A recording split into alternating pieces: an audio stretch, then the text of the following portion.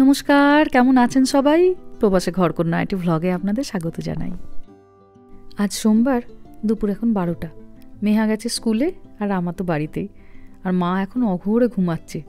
Jet lag আর তার সঙ্গে জার্নির ক্লান্তি দুটোতে মিলিয়ে এত ঘুমাচ্ছে, ডেকেও সাড়া করতে পারছি না।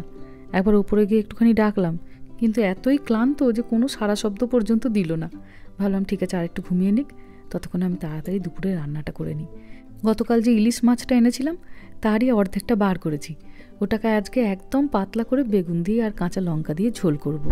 কিন্তু বাচ্চারা তো আবার ইলিশ খায় না, তাদের জন্য একটুখানি আবার পেঁপে দিয়ে আলু দিয়ে চিকেনের ঝোলও করব। মায়ের জন্যও তাই করলেই হতো, কিন্তু প্রথম দিন তো ভাবলাম ফ্রোজেন মাংস যদি না খেতে পারে, নাকে যদি গন্ধ লাগে, ওই জন্য একটুখানি মাছ করছি। গতকাল তো অল্প করে একটুখানি কাতলা আর ইলিশ নিয়ে এসেছি, তো প্রত্যেক দিন একটু করে মাছটা রাখবো। কি সুন্দর বেগুনটা গতকাল পেয়েছি দেখুন, একদম কচি, বীজই নেই। আর এগুলি গাছের লঙ্কা। আরও বেশ খানিকটা ইলিশ মাছ রইল, কালকে ওটাকে সর্ষে বাটা দিয়ে ঝাল হোক বা ভাপা হোক কিছু একটা করব। কিন্তু আজকে একদম মশলাপাতি বেশি ব্যবহার করব না, আজকে একদম পাতলা করে ঝোল।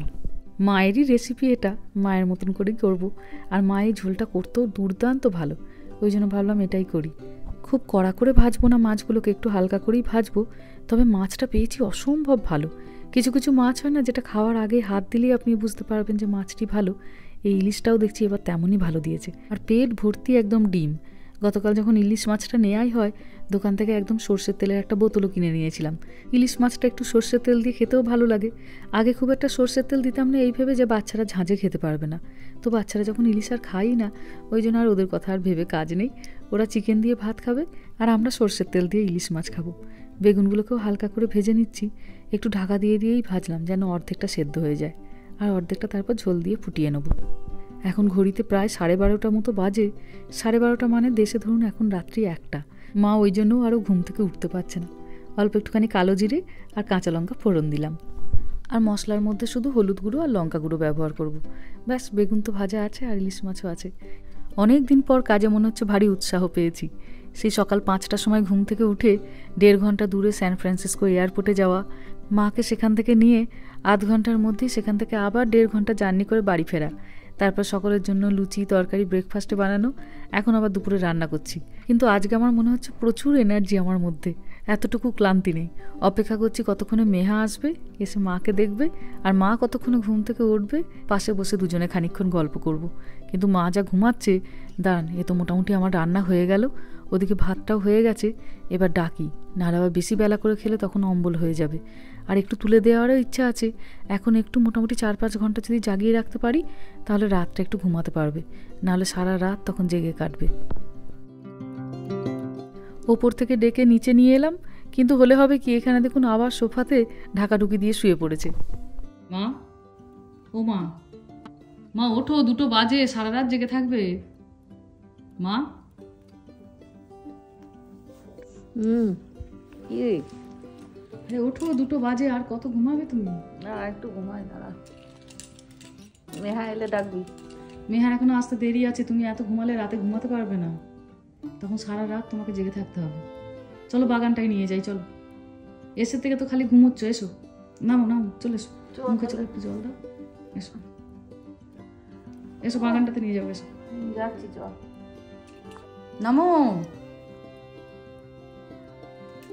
যাচ্ছি রে। ও ঢাকা ঢুকি দিয়ে শুয়েছে রাতের মতো, বাবা রে বাবা।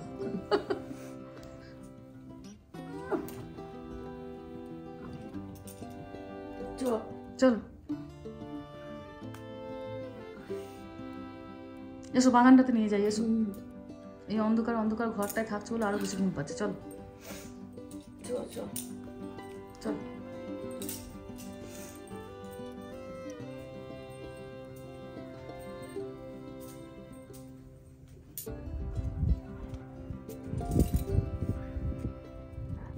ভিডিওতেই তো সবসময় দেখো আমার লেবু গাছগুলো। এক গাছ লেবু হয়েছে, দেখছো? এখানে লেবুগুলো হয়ও সুন্দর, মাটিও সুন্দর। তুই যত্নও করেছিস, আমরা কত চেষ্টা করো, একটু কিনে আনতে হবে মাটি, জানো, ফলাতে পারি না। এবার একটু মাটি কিনতে হবে। ভালো হয়েছে, বড় বড় সাইজও হয়েছে। তুলেছিস নাকি 2-1টা?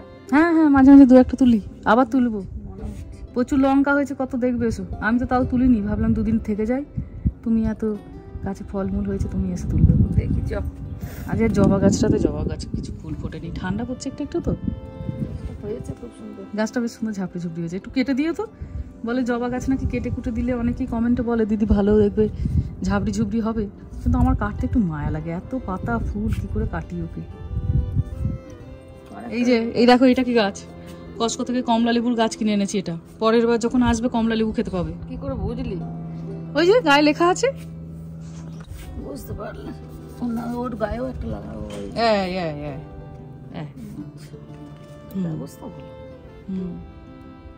চলো লঙ্কাগুলো তুলি, চলো। ঘুম পাচ্ছে, এই রোদ্রায় বসো, একটু রোদ্রায় বসো, তাহলে আর ঘুম পাবে না। চুলগুলোও শুকাবে, ভিজে চুল নিয়ে তো শুয়ে পড়েছে।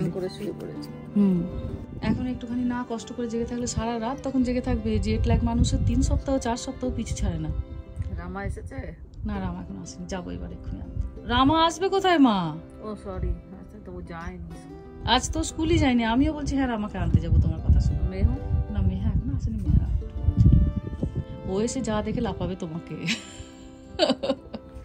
ওর কথাতেই তো এতদূর আসা। চলুন মায়ের সাথে সাথে টুক করে একটু আপনাদেরকেও বাগানটা ঘুরিয়ে দিই।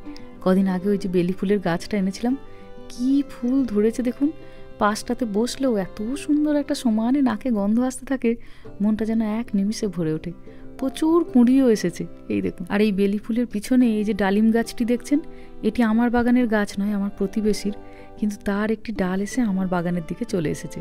আর এত ডালিম তাতে ধরেছে যেন মনে হচ্ছে পাতা দেখা যাচ্ছে না। এই দেখুন, থোকায় থোকায় ধরেছে একদম। এই দেখুন, একদম নিচে এসে মনে হচ্ছে আমার বাগানের মাটিটা ছুঁয়ে ফেলছে, এতটাই আমার দিকে চলে এসেছে। আর সব থেকে সুন্দর হয়েছে এই যে এই দেখুন কত বড় হয়েছে এই ডালিমটা। আরেকটা ডালিমও বেশ অনেকটা বড় হয়েছে, তবে মনে হচ্ছে এগুলো লাল হবে না। এখানে যে ডালিমগুলো লাল হয় সেগুলো দেখি মিষ্টি হয় না, আর যেগুলো রঙগুলো এরকম ফ্যাকাশে হয় সেই ডালিমগুলো আবার দেখি মিষ্টি হয়। এই ডালিমটা মিষ্টি হওয়ারই কথা। এই যে এই লঙ্কাগুলো আমি বেশ কিছুদিন হলো তুলিনি, ভাবলাম মা যখন আসবে তখন মাকে বলবো তুলতে। 2 বছর বয়স হলো গাছগুলোর কস্কো থেকে নিয়ে এসেছি, একদম হাড়ে গড়ে লঙ্কা ফললো এই 2 বছর। জানেন, যত তুলি তত হয়। মা তো সেই ঘুমের ঘরেই অস্থির, আমাকে বলছে তুই তোল। আচ্ছা আমিই তুলি। সাইজগুলো দেখে তো বুঝতেই পারছেন এই লঙ্কাতে তেমন একটা ঝাল হয় না, কিন্তু এর গন্ধটি আবার ভারী সুন্দর। তরকারি পাতিতে দিয়ে দিলে বেশ সুন্দর একটা কাঁচা লঙ্কার গন্ধ আসে। পাতাগুলো এবার আস্তে আস্তে নষ্ট হয়ে যাচ্ছে, হালকা হালকা ওই যে শীতের হাওয়া বইছে। বাহ, এখানে আবার একটা পেকেও গেছে। ভাবছি এটাকে তাহলে শুকিয়ে রেখে দেবো, যদি পরের বছর এটা থেকে এই ধরনের গাছ হয়। তবে পরের বছর মনে হচ্ছে না এই গাছটা আর বাঁচবে, জানেন, গাছটা একটু দুর্বল হয়ে যাচ্ছে। পরের বছর একটা নতুন গাছ আনবো। এই ক্যাপসিকামটিও গত বছরেরই গাছ, কস্কো থেকেই আনা। 4খানা ক্যাপসিকাম ধরেছে। এইটুকু গাছ 4টে ক্যাপসিকামের ভারে একদম ঝুঁকে যাচ্ছে। যেগুলো মোটামুটি খাওয়ার মতো হয়েছে 2টো তুলে নিই। গাছের সবজি দিয়ে মাকে একদিনকে রান্না করে খাওয়াবো, যদিও খুবই কম, তবুও নিজের গাছের সবজি। মা গাছে ভেতরে একটা ট্রে আনতে, অনেকগুলো যখন দেখলো লঙ্কা পাড়া হয়ে গেছে, বলছে এগুলো হাতে নেওয়া যাবে না, তারা ভেতর থেকে একটা ট্রে নিয়ে আসে। দেন ওইদিকে আবার একটা লঙ্কা গাছ আছে, ওই লঙ্কাগুলোকেও তুলে নিই। তুলে নিলেই নতুন করে আবার এক গাছ ফুল আসবে। এই যে এই দেখুন, এটাও ভর্তি হয়ে আছে এই গাছটা একদম লঙ্কায়। চাল ধোয়া জল, ডাল ধোয়া জল, মাছ ধোয়া জল এইগুলো দিয়ে দিয়ে দেখলাম এত সুন্দর এবছর ফলন হলো, জানেন। এই দেখুন কতগুলো তোলা হয়েছে, আর এখনও গাছে অনেকগুলো আছে। তবে এগুলো আরেকটু বড় হোক তারপরে তুলব। তবে বড্ডই সাদা মাছি হচ্ছে, এখনও অবধি স্ট্রবেরি হচ্ছে। দেখুন সাইজটা ছোট হয়ে গেছে, কিন্তু টুকুর টুকুর করে করে এখনও ফল দিয়ে যাচ্ছে। একটা দুটো করে লেবু তুলে ফেলছি, জানেন, না হলে মনে হচ্ছে ডালগুলো ভেঙে যাবে। ভাত খাবো তার আগে 2টো লেবু তুলে নিই। গাছের লেবু দিয়ে মা যদি ভাত খায় একটু। কি বড় বড় লেবুগুলো হচ্ছে দেখুন, আর প্রচণ্ড রস। ব্যাস, এইটা আজকে সারাদিনের বাগান থেকে তোলা সবজিপাতি। চলুন এবার ভেতরে যাই, মা আর আমি এবার খেয়ে নেবো, আর মেহার জন্য একটুখানি চিকেনটা বসিয়ে দেবো। সকালে লুচি খেয়েছে মেহার বাবা, তাই বলছে এখনও খিদে পায়নি, একটু পরেও খাবে।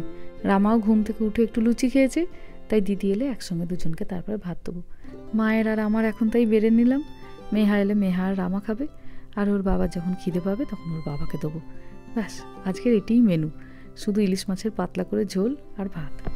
মাকে বললাম একটুখানি আলু ভাতে দিয়ে নিই, মাইক্রোওভেনে তো আলু 3 মিনিটের মধ্যেই সেদ্ধ হয়ে যায়, কিন্তু মা বললো না আজকে আর দরকার নেই, আজকে একদম এরকম একটু ঝাড়াঝাপটা খাই। ধান দেখি কেমন হয়েছে। অনেক দিন পর ইলিশ মাছের এই পাতলা ঝোলটা করলাম, দুর্দান্ত ভালো হয়েছে। আগে যখন আমি ইলিশ মাছ রান্না করতাম একটু মশলাটা বেশি দিয়ে ফেলতাম, কিন্তু এখন আর একদম দিই না। এই মাছের স্বাদটা নাহলে দেখি চাপা পড়ে যায় মশলাতে। এখন খুব অল্প মশলা দিয়ে ইলিশ রান্না করি, মাছের স্বাদটা খুব সুন্দর তাতে বজায় থাকে। আর এইদিকে ছেলে মেয়েদের আলু দিয়ে পেঁপে দিয়ে এই যে মাংসর ঝোল হয়ে গেছে, ওরা যখন আসবে তারপরে ওরা খাবে। এই যে এখানে এটাকে পড়তে বসিয়েছি, কিন্তু পড়ার তো নাম নেই, দেখছেনি কান্না, দিন রাত ভাবছি। মা, মেহা এসেছে, তুমি দরজাটা খোলো। হ্যাঁ, তুমি দরজাটা খোলো।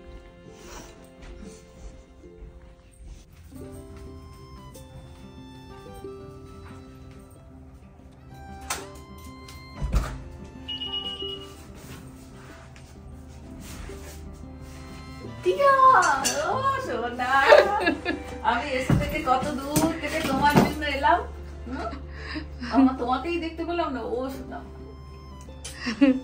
দিয়া এসে থেকে ঘুমিয়ে ঘুমিয়ে অস্থির। তোমার তুমি বললে বলে আমি কত দূর থেকে একা একা চলে এলাম। দেখো কেমন লাগছে তোমার? খুব হ্যাপি হচ্ছে। চল, মুখটা শুকিয়ে গেছে, চুলগুলো এরকম খোলা কেন? মা পেতে দেয়নি? কাল রাতেই বেঁধে দিয়েছিলাম ভালো করে। নষ্ট হয়ে যাবে এত সুন্দর চুল তোমার, যে সকালে উঠে টাইম পাবো না। চলো জল খাবে, চলো চল, পরে গল্প করবো আমরা বসে বসে। বাবা কি ব্যাগটা ভারী রে। হ্যাঁ, একটু তোর ওজন বেশি। হ্যাঁ, ওর তো ওর ব্যাগের ওজন বেশি, ঠিকই বলেছো। ওই জন্যই এবার এই চাকা দেয়া ব্যাগ কিনে দিয়েছি, যাতে পিঠে করে না টানতে হয়। বড় বড় চাকার কিনেছি ওই জন্য। মেয়েটা কেন রোগা হয়ে যাচ্ছে? ব্যাগ বয়ে বয়ে হয়ে যাচ্ছে বাবা। এই বয়সটা আমাদেরও গেছিল মা, কি ভারী ভারী ছিল আমাদের। নাতনির বেলা সঙ্গে সঙ্গে ভারটা বেশি হয়ে গেল। তোদের এর হাফ।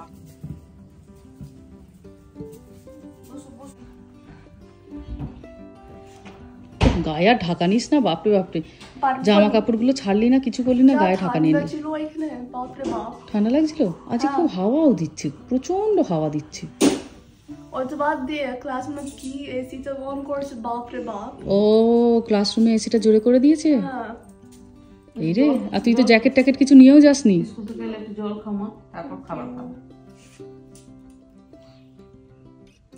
কেমন গেল সারাটা দিন?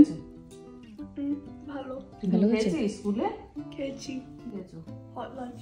হট লাঞ্চ আবার কি? ওই স্কুল থেকে খাবার। স্কুল থেকে খাবার দেয় দুপুরবেলা। আমাদের যেমন স্কুলে মিড ডে মিল দেয়, এখানকার স্কুলেও খাবার দেয়। আগে পয়সা নিত, কিন্তু কোভিডের পর থেকে ফ্রি করে দিয়েছে। কিন্তু ভালো খাবার দাবার দেয় মা, 5 দিনে 5 রকমের ভিন্ন ভিন্ন খাবার দেয়। খাবার দেবে, একটু স্যালাড দেবে, একটু ফলমূল দেবে, দুধ দেবে। ছেলে মেয়েরা বেশিরভাগই এই জন্য বাড়ি থেকে কেউ খাবার দাবার নিয়ে যেতে চায় না। দিলে খাবি, শরীরটা কেমন দুর্বল হয়ে যাচ্ছে, তুই ভালোবাসিস না নাকি খেতে? রোগা রোগা হয়ে গেছি বড্ড। 2 মাসেই? হ্যাঁ, 2 মাসেই অনেকটা।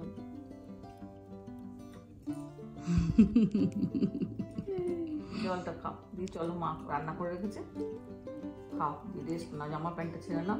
আজ ইলিশ মাছ হয়েছে, ইলিশ মাছ দিয়ে একটু ভাত খাবি তো? ইলিশ মাছ আবার কি মনে আছে? ওই কাঁটা দিয়ে মাছটা, কাঁটা দিয়ে মাছটা। বাপরে ওখানে, বাপরে ওখানে নেই। আর আমি বেছে দেবো তোমার। চলো না, চলো আজ ইলিশ মাছ। জানি ওরা ইলিশ মাছ খেতে চায় না, অত কাঁটা বলে। তাহলে মা চিকেন করেছে, একটু চিকেন দিয়ে। চিকেন করেছি আমি। মা বসো, ওর পাশে বসো, ওর একটু ভেতরটা ঠান্ডা হোক। আমি স্কুল যাচ্ছি না, প্লিজ। কালকে যাচ্ছি না। কালকে যাচ্ছি না কেন? ও এসেছে বলে কালকে না যাবার তোর কি আছে? এখন তো ও থাকবে। আচ্ছা, ছেড়ে দে না একটা দিন। তোরাও বাড়িতে ছোট যখন ছিলি, কেউ এলা যেতিস না, স্কুল যেতিস না, পড়তে যেতিস না। তো ছোট কাকা কাকিমা এসেই বলতো তোদের বাড়ি আসবো কি, আমরা এলেই তো তোরা স্কুল যাওয়া ছেড়ে দিস, পড়াশোনা ছেড়ে দিস। একদিন ছেড়ে দে, তারপর যাবে আবার। কালকে ইম্পর্টেন্ট কোনো ক্লাস নেই?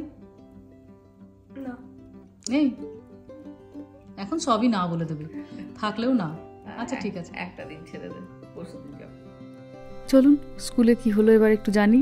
ও একটু ওর দিদার সঙ্গে মনের গল্প করুক। ভিডিওটা তাহলে আজকে এখানেই শেষ করছি। সবাই ভালো থাকবেন, সুস্থ থাকবেন, সাবধানে থাকবেন। আর ভ্লগটা কেমন লাগলো সেটা আমাকে অবশ্যই কমেন্টে জানাবেন। ভালো লাগলে একটা লাইক করে দেবেন।